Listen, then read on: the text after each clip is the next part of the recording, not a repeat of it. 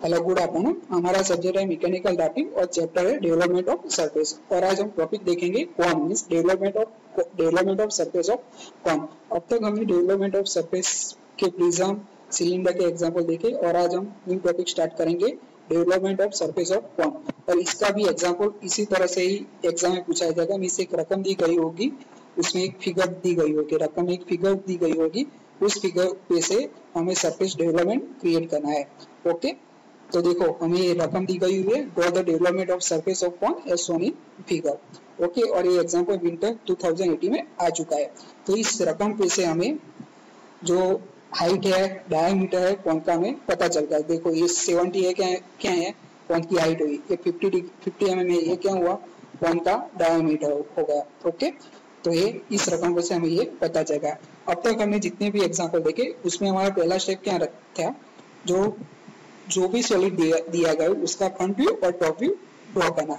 हमें पता है ये कौन है, तो कौन का टॉप व्यू कैसा आएगा, सर्कल आएगा, और फ्रंट व्यू कैसा आएगा, ट्रायंगल आएगा।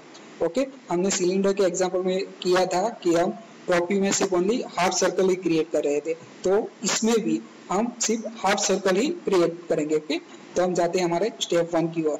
तो देखो हमने टॉप व्यू में हाफ सर्कल क्रिएट किया, ओके 50 mm डायमीटर का।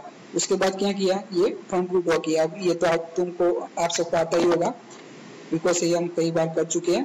तो देखो किस तरह से किया, एक बार बता देता हूँ। यहाँ से 70 mm की लाइन खींची और ओ पॉइंट हमें मिला। उसके बाद क्या किया, 7 से ओ ज्वाइन किया और 1 से ओ ज्वाइन किया। उसके बाद ये हाफ सर्कल था, उसको 12 पार्ट में हमने डिवाइड कर दिया।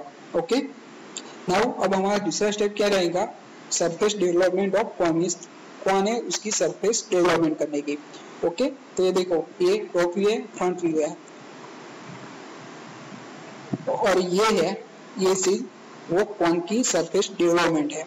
ओके, तो देखिए इसके लिए हमें ये पहले इक्वेशन याद रखना पड़ेगा, ये वाला। ओके, थीटा क्या है, देखो ये थीटा एंगल है। ओके, तो इसका इक्वेशन है पाई multiply by D means diameter divided by L means length. ये लेंथ कौन सी है, ये वाली लेंथ, O7 O1 वाली लेंथ। ओके, तो देखो हमें पता है कौन का डायमीटर कितना था 50 और लेंथ कितनी थी 75, तो हमें एंगल मिला 120। तो हमें यहाँ पर पाई 180 लेना है, नहीं 3.14 नहीं लेना है, पाई इज इक्वल टू 180 लेना है। ओके, तो हमें यहाँ पर एंगल मिल गया 120। अब हम देखते हैं कि कौन का सरफेस डेवलपमेंट किस तरह से करते हैं। देखो तो उसके सबसे पहले मैंने क्या किया, जो O1 लाइन थी उसको पैरेलल एक और लाइन ड्रॉ कर ली O1। उसके बाद मैंने क्या किया, जो मेरा एंगल मेजरमेंट करने का इंस्ट्रूमेंट था उसको मैंने इस लाइन पे रखा। ओके, और O से मैंने 120 की एक लाइन ड्रॉ कर दी। ओके, और ये लाइन मैंने लंबी ड्रॉ कर दी, 120 के एंगल पे मैंने ये लाइन ड्रॉ कर दी। ओके, उसके बाद मैंने क्या किया, O को सेंटर लिया और O1 जितनी रेडियस ली और ये आर्क क्रिएट किया। कहाँ तक क्रिएट किया, जो 120 डिग्री पे जो लाइन पास हो रही थी उसको टच हुए वहां तक मैंने ये आर्क क्रिएट किया। ओके, और उसके बाद मैंने क्या किया, मैंने सर्कल को जितने भाग में डिवाइड किया था उतने ही भाग में मैं इसको मींस ये आर्क हुआ है 120 उसको मैं डिवाइड करूंगा। ओके, तो इस तरह से मैंने इसको भी कितने 12 भाग में डिवाइड कर दिया। ओके, और नाम दे दिया 1 2 3 4 5 6 etc। ओके, नाउ इस तरह से development of surface of cone create हुआ। ओके, अब हमारा फाइनल स्टेप है। फाइनल स्टेप में हम क्या करते थे, जो भी हमें रकम में फिगर दी गई थी उसको हम ड्रॉ करते थे, किसमें, टॉप व्यू में। तो हमने देखो ये टॉप व्यू में ये जो रकम वाली फिगर थी वो हमने क्रिएट कर ली। ओके, तो अब देखो ये सी पॉइंट मिला, ये बी पॉइंट मिला और ए पॉइंट मिला। तो हम पहले स्टार्ट करते हैं इस पोर्शन से। तो मैंने देखो सी का प्रोजेक्शन पहले मैंने ये O1 लाइन तक खींच दिया, उसी तरह से बी का प्रोजेक्शन भी मैंने O1 लाइन तक खींच दिया। उसके बाद मैंने क्या किया, O को सेंटर लिया और यहाँ तक था ओके ये वाला पॉइंट, वहां से एक आर्क क्रिएट कर दिया। अब देखो ये सी वाला पॉइंट है, उसका प्रोजेक्शन मैं नीचे की साइड खींचूंगा, तो वो कौन सी लाइन पे आ रहा है, 2 और 12 वाली। तो मीन्स मीन्स सी कौन से पॉइंट पे आएगा, पहले 2 वाले पॉइंट पे आएगा, मीन्स 2 वाली लाइन पे आएगा। ओके, अब बारी आती है बी की। तो देखो बी कहाँ पे है, सी और ए के बीच में है। ओके, बी कहाँ, सी और ए के बीच में, तो मीन्स यहाँ पर 2 और 3 के बीच में मैं एक लाइन क्रिएट करूंगा। ओके, मीन्स मिड पॉइंट पे, मीन्स यहाँ से 5 डिग्री होगी और यहाँ से 5 डिग्री होगी, और वहां पे मुझे क्या मिल जाएगा, बी पॉइंट मिल जाएगा।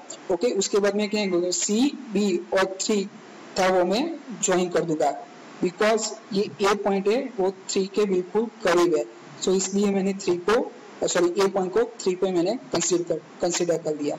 ओके, अब बारी आती है ई पॉइंट की, सेम वे इस पोर्शन की।